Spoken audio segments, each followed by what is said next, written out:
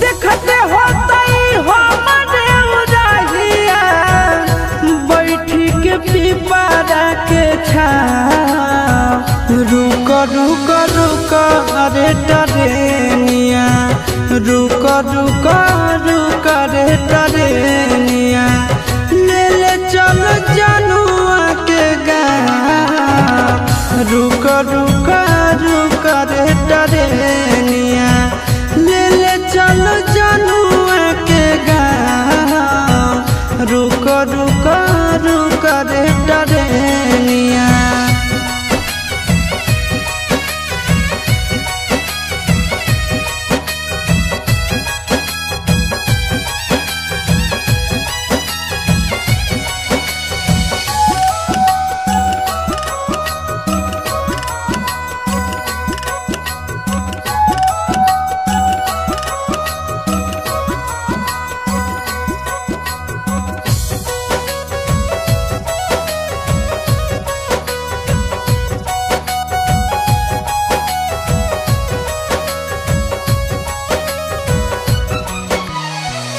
मनवा न लागत होता है पिया के आंगनवा।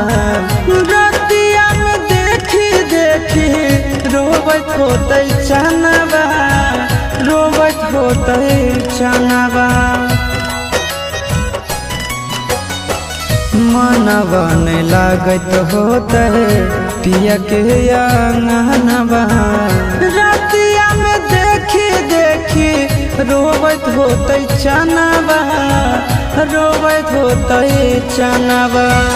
जबने नागरिया गेलै पगले उहबे हमरो पहुँचा।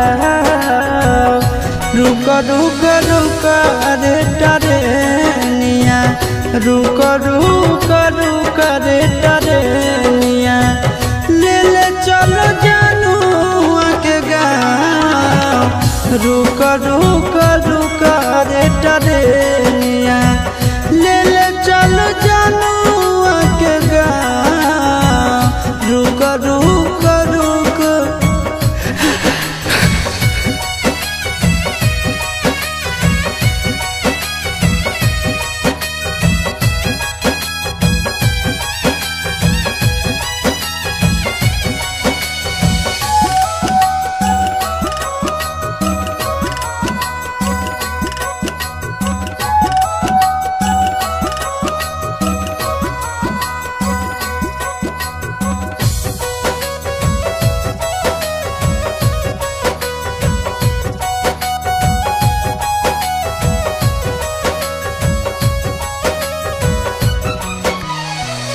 फोनवो नहीं कैला कहीं नहीं भेजले कई खबरिया।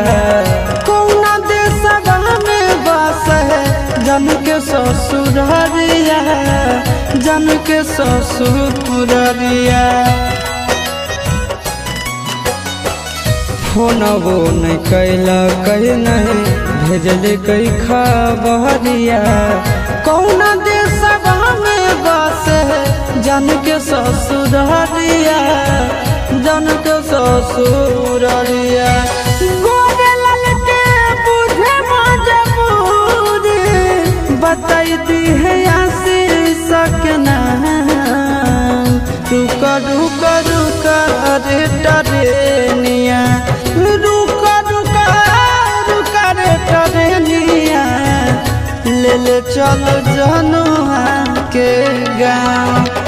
रुक रुक रुक रे टरेनिया, ले ले चलो जनुआ के गाँव। रुक रुक